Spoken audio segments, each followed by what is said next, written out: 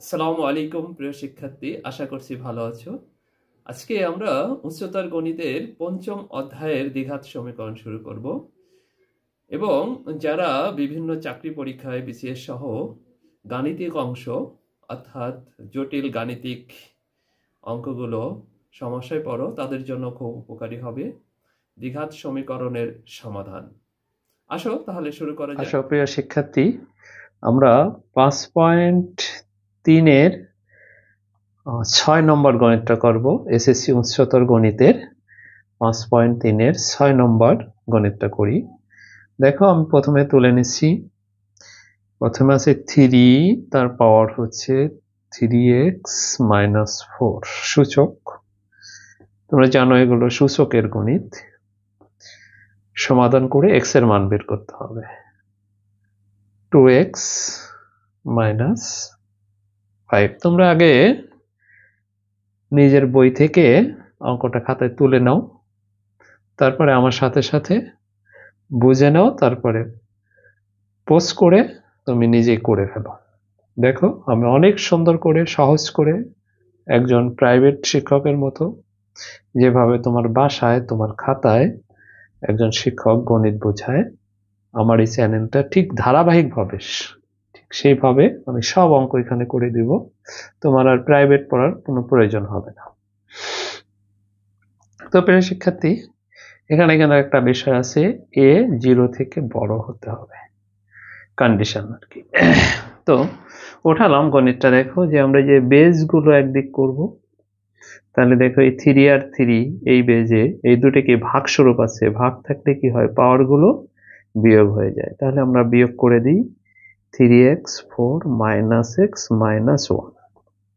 আচ্ছা, এইটা যেহেতু এই পাশে গুণ, নিচে আছে উপরে আছে, ও পাশে গিয়ে নিচে বসবে।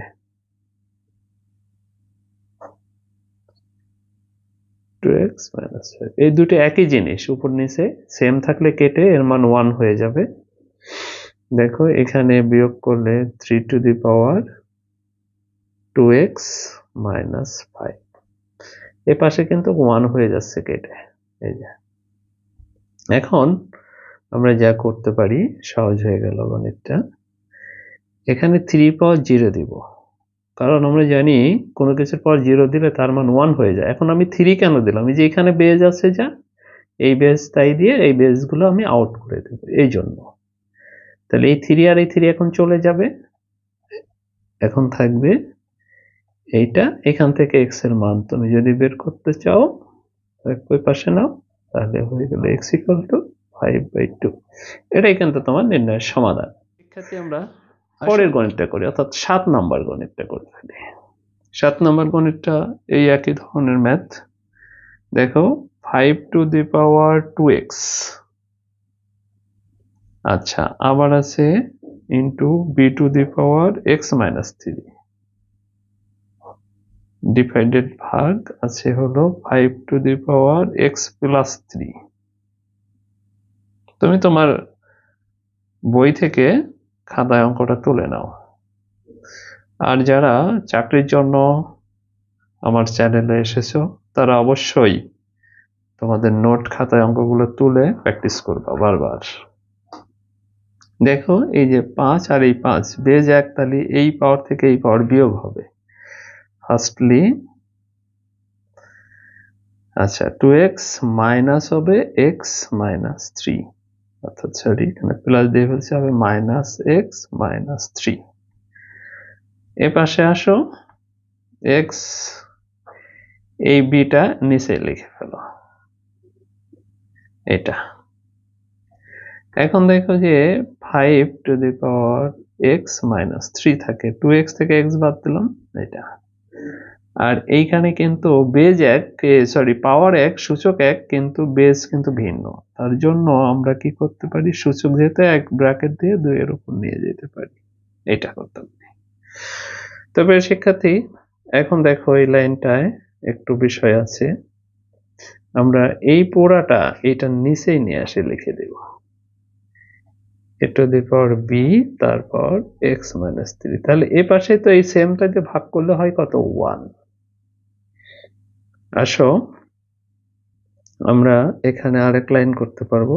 এই দেখো এখন, আচ্ছা আমার এখানে 5 লিখে ভুল করে ফেলেছি, হবে 3, এখানে 3 x - 3 x - 3, এই সূচক কিন্তু এক। তাহলে আমরা এই যে 5, এটা একটু বড় টান দেবা, মূল ভগ্নাংশ a/b, এখন এইটার উপর দিতে পারি x - 3, আর এই পাশে তো 1 আছে, তাহলে এই বেসটার পাওয়ার যদি 0 দিই তার মান 1 হয়ে যায়, অর্থাৎ 5 divided by a divided by b, অর্থাৎ এর পাওয়ার 0 দিলাম।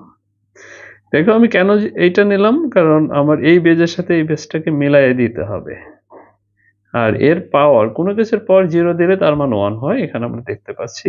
আসো পাশে অঙ্কটা করে ফেলি। এই বেজ বাদ দিলে আমার থাকে কি, x - 3 = 0, অতএব x = 3, এইটাই হলো সমাধান। প্রিয় শিক্ষার্থী, গণিত দুটো অনেক ইম্পর্টেন্ট, এই দুটো পরীক্ষা আসার মতো গণিত। তুমি এই ধরনের গণিত আরো উদাহরণে আছে, তুমি সেগুলো প্র্যাকটিস করবা। অনুশীলনী দুটো আমি করে দিলাম। আর চাকরি প্রার্থী ভাইরা, তোমাদের জন্য রিকোয়েস্ট হলো তোমরা নোট করে রাখবা, বারবার রিভিশন দেবো, পরীক্ষা রাত্রে একবার করে চোখ ভুলাই যাবা। এ ধরনের ম্যাথগুলো পরীক্ষায় অনেক আসে। তো প্রিয় শিক্ষার্থী, তোমরা চর্চা করতে থাকো এবং লাইক, কমেন্ট, শেয়ার করে পাশে থাকো। শুভকামনা থাকলো। আসো আমরা পরবর্তী গণিতে চলে যাই। আল্লাহ হাফেজ।